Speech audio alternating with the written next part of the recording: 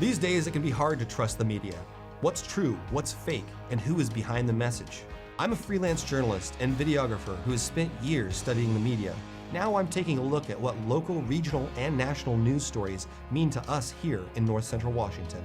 I'm Dominick Bonny, and this is Common Sense. Hello and welcome to Common Sense. I'm Dominick Bonny, and in this episode, we're going to hear from a local man and father of two small children who battled COVID-19 earlier this year and almost lost. His name is Aaron Ruiz, and his story is a powerful one. So let's jump right in. Hi, my name is Aaron Ruiz. I'm a real estate broker here in Wenatchee, and I've been living here for about, I want to say 18 to 19 years.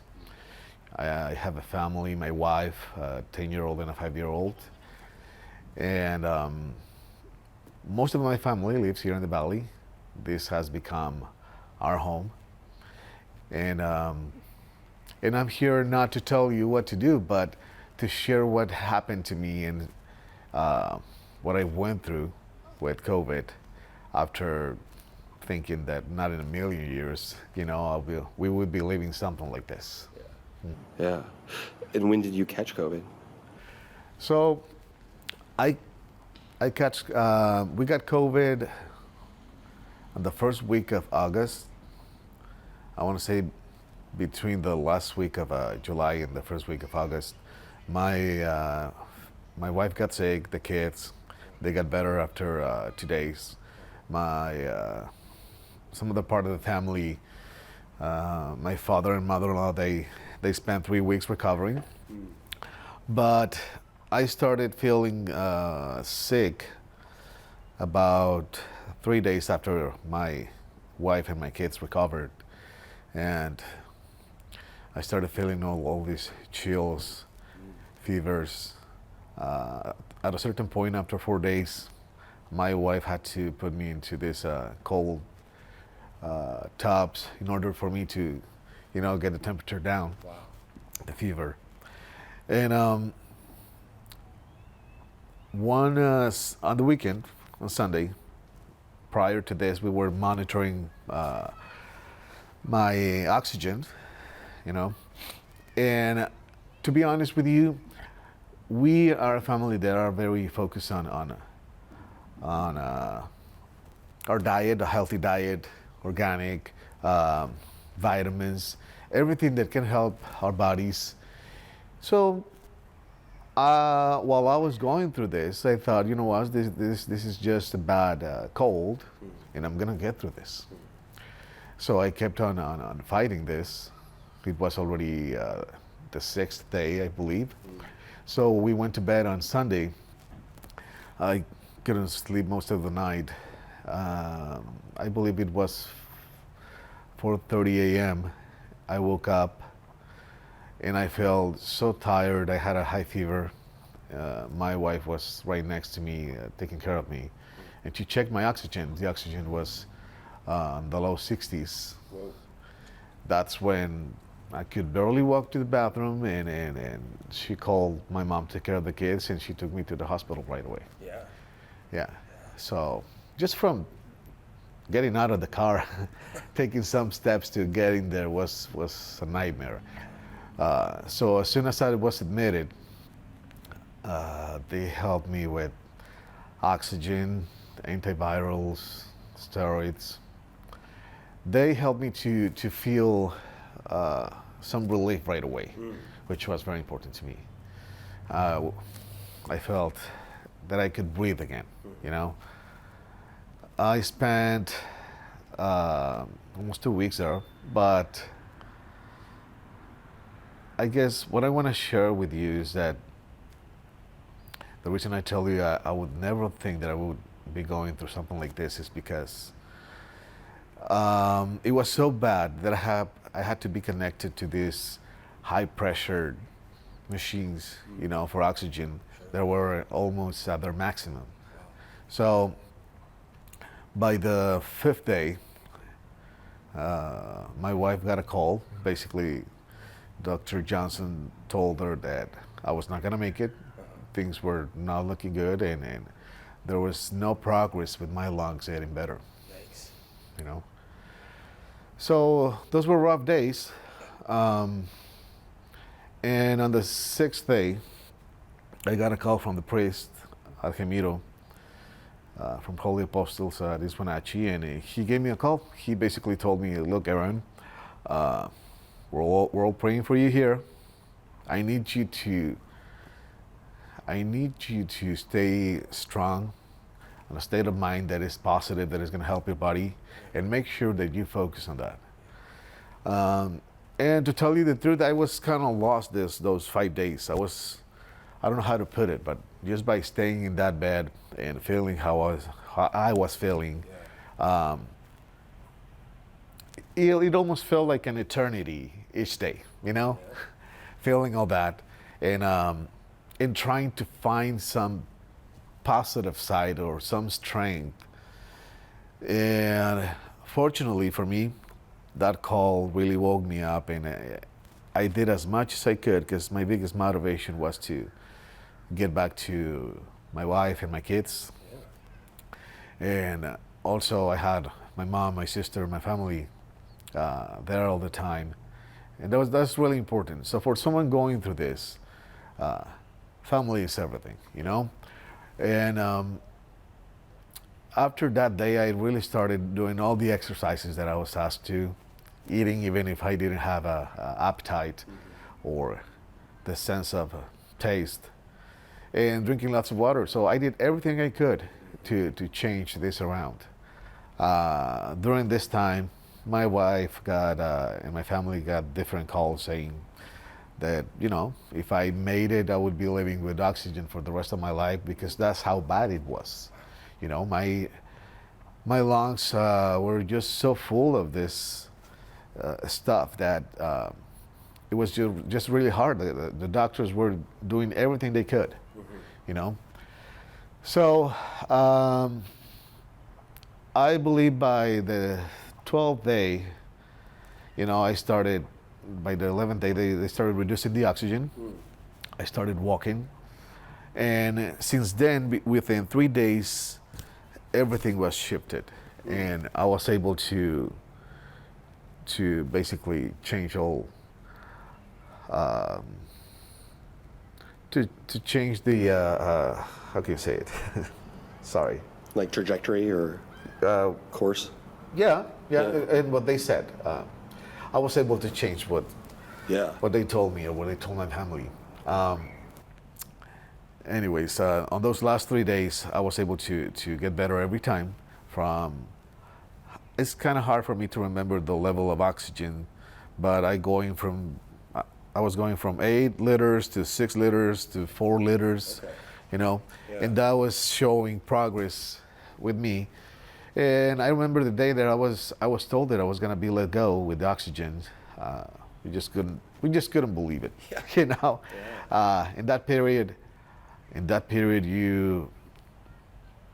you're there, and you hear about the other people going through this and not making it, getting connected to the ventilator.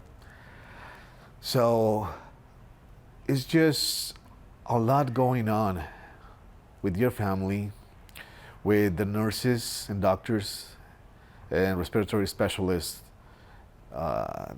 You look at their faces, and I want to take this opportunity to thank everyone, all of them, for all they do. And I know how hard it is, how tired I saw them, all of them, and how frustrated they were. I was someone that thought, due to my healthy diet, being a healthy guy, that this would never happen to me. And I'm sharing a story where, I mean, the last year, my mom, my grandpa, my little brother, and my sister, they went through this. And even then, I procrastinated, and I was hesitant about getting the vaccine. But you have, unfortunately, I guess one of the things that you want to see when you live in a place you love is you want to see everyone okay. You want to see everyone happy, healthy, making it through this pandemic. And I know it's frustrating. It's frustrating to change our lives in different measures that we have to do because we have an emergency, you know. So, having said that, I believe that in my case, and this is me, I was exposed to what I believe were some myths. And I'm sorry. I was exposed. In my case, I was exposed to what I believe were some myths, and unfortunately, you have social media sometimes, and people creating posts just for attention. That if you make them interesting enough, they're gonna gain attention. Yeah. And most of us spend our time on social media or different places. But I believe that while we do that, we need to understand that we need to learn how to fact check everything we see, and how to be able to also do our own research. Are we afraid, or am I afraid that I see all these health industry, just making profits off of us? Of course. Yeah. I mean, we all know that, but their business is to kill us slowly, not to kill us right away.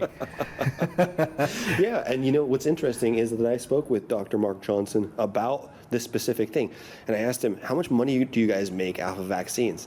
And he's like, we lose money. We're losing money because vaccines are so cheap. He literally said vaccines are the best buy in medicine, and what's happening is because they can't do these elective surgeries where they do make the money, right? The shoulder surgeries or the knee replacements or the hip replacements, they're sidelined by the coronavirus, and then they can't do all these procedures that actually make them that money because the vaccine, which they're distributing basically for free.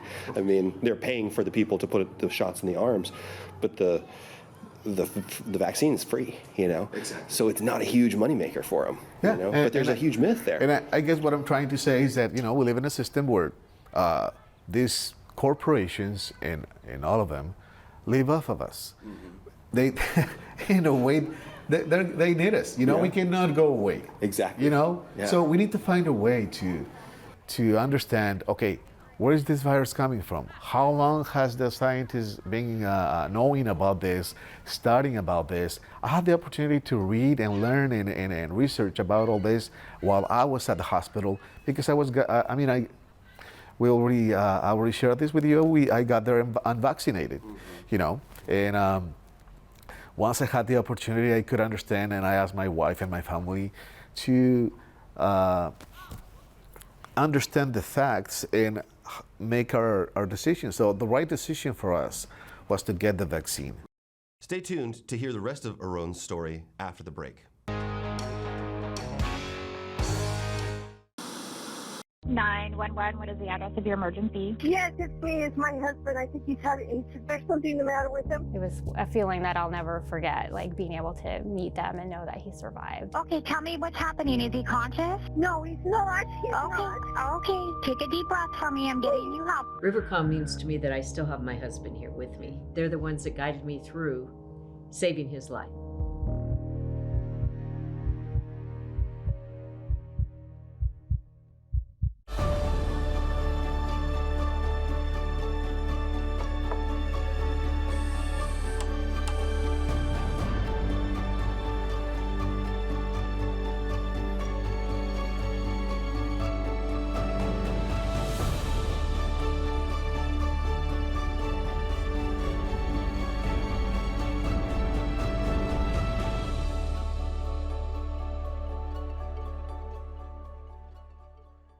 Dr. Divis is proud to announce that Dr. Taylor Pedigo has joined the Wenatchee Dental Arts team.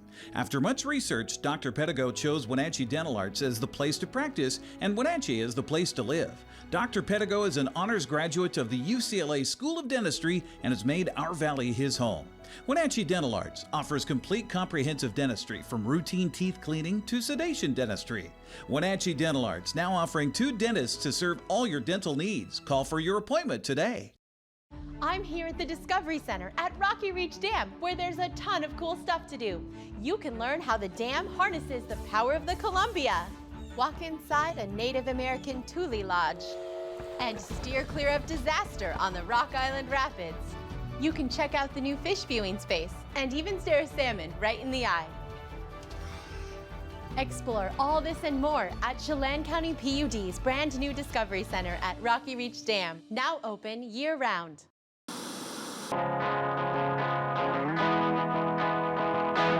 Welcome back. Let's jump right back into my interview with Aaron Ruiz, a local real estate broker, husband, and father of 2 who almost lost his battle with COVID-19 earlier this year.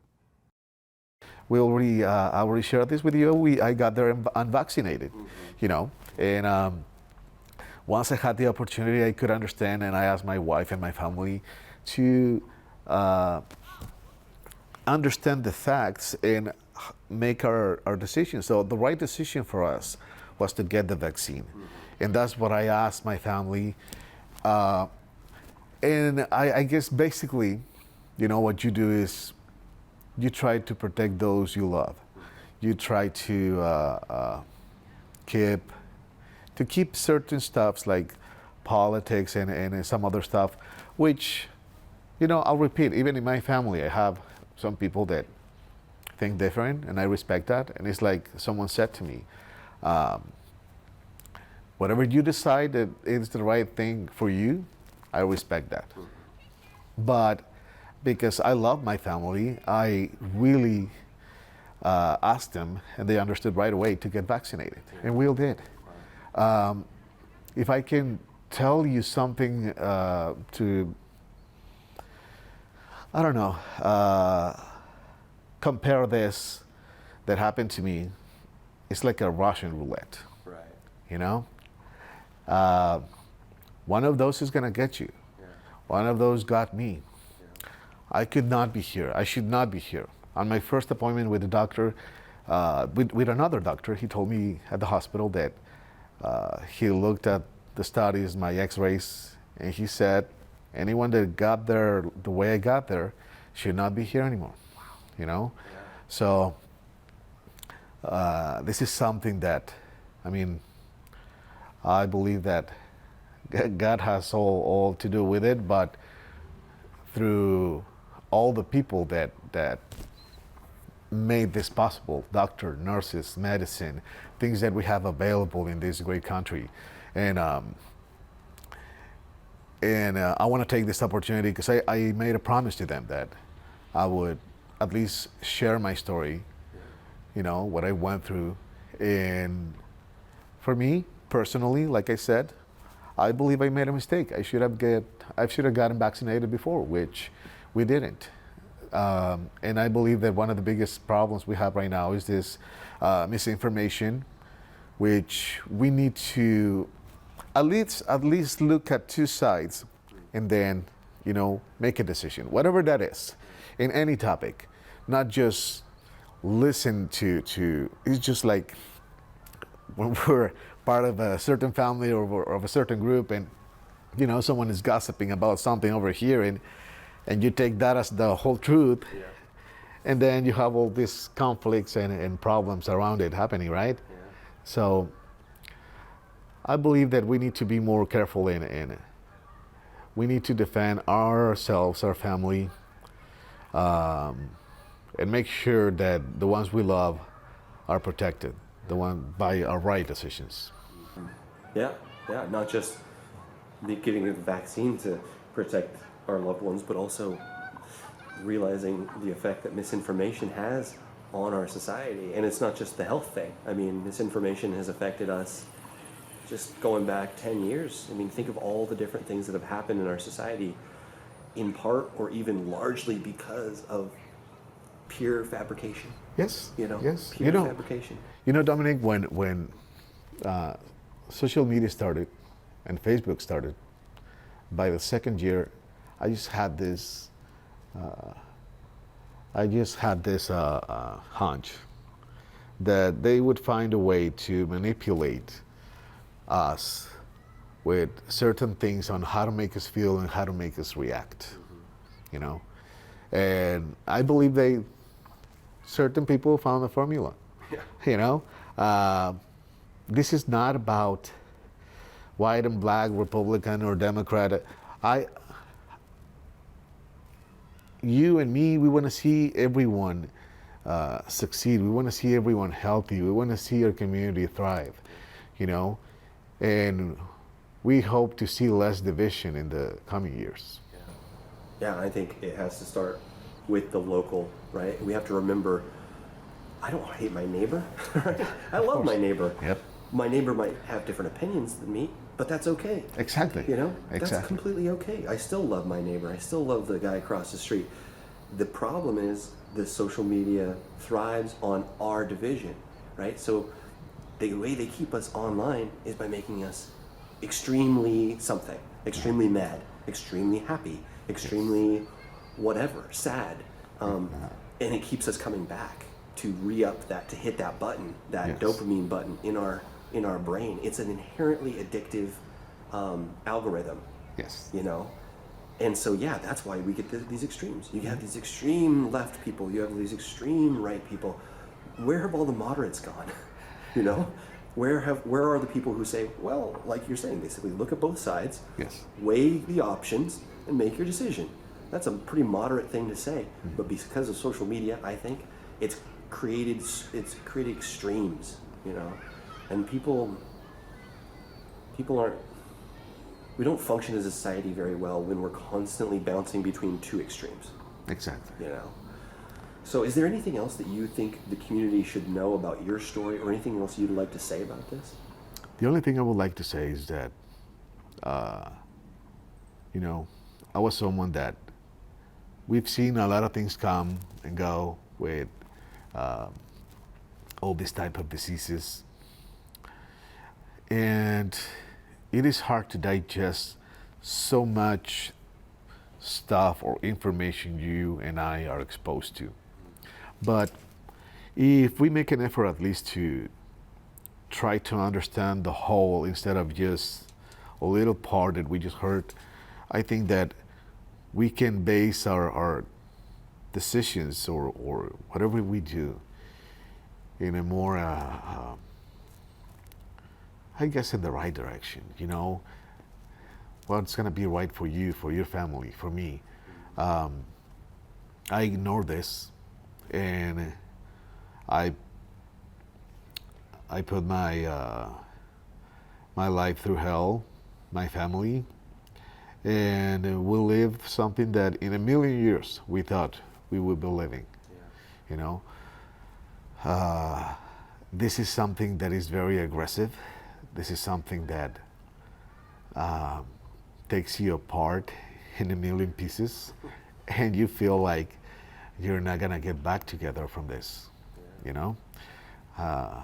So I just hope that whoever listens to my story, like I said, this is me. This is what happened to me. And my decision was to get vaccinated, to protect my family, and that's what we decided to do and what we believe was the right thing and what is the right thing to do to make sure we don't lose another relative or someone we love, you know, wasting time. Absolutely. Well, thank you so much for sharing this story. Like I said before we started, you know, you can throw all the facts and data and big ideas at people and science at people, but what really changes people's minds is individual people's stories. And this is a powerful story, and I'm so glad that you made it through and that your kids still have a dad and your wife still has a husband. Thank you. And that you're still a part of this community because you're a good part of this community and you're a positive impact on this community. And I think this is just one example of that. So thank you for stepping up here and sharing your story because it's so powerful. Thank you, Dominic. Thank you for the time, and to everyone in this valley. I just wish that everyone, all of us, know how to get through this, because we're going to get through this. We are part of something that is great, and we forget how good and how lovable, how beautiful something can be. Let's make it that. I'd like to thank Aaron for reaching out to me and telling me about his story. It's a powerful story, and I think it's a noble act to share your own private, painful experience in the hopes that it might help others avoid the same or a similar painful experience. And it's important because the amount of misinformation, disinformation, and straight-up lies that have flooded our society since the pandemic started are a problem. In a time when hard facts are met with illogical skepticism, it's first-person truth like Aaron's that might just make a difference. Because the fact is, we're not just facing a pandemic spread by a literal virus, we're facing an infodemic spread by bad actors who make money off of propaganda and misinformation. When people are suffering and confusion is everywhere, that's when the snake oil salesmen come out of the woodwork. Don't listen to those who would spread confusion and conspiracy theories from expensive home studios on YouTube and then cut to commercials for supplements they slap their name onto. Listen to your doctor.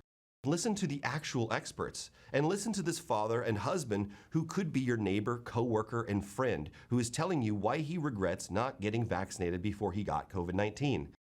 That's all for this episode of Common Sense. Join me next week as I interview a local man who fixes up kids' bikes and gives them away for free via local Facebook groups.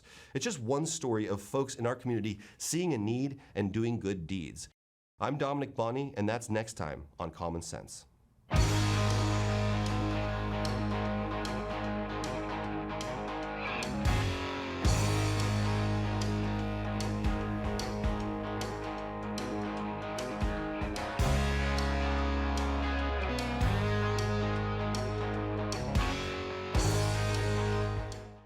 I have different people in the community come up and tell me that they've seen our commercial. I took my family up to Yodelin up in Leavenworth, and we walk in, and it's a Monday night, so Monday Night Football is playing, and all of a sudden our commercial starts airing. And my kids couldn't believe it. They're like, "Dad, you are on Monday Night Football. This is unbelievable. We know somebody famous." My respect level just went way up in my kids' eyes. We have, over the last year, realized how important Apple Blossom is, how important those Friday football games are, and being a part of that community and being able to support those activities happening is very important to us. One of our real passions as a business is to serve our community well, and at the same time promote our brand. And I feel like NCWLIFE allows you to do that with some of the different opportunities that they give you. There's ways to help us build community while at the same time promoting your brand.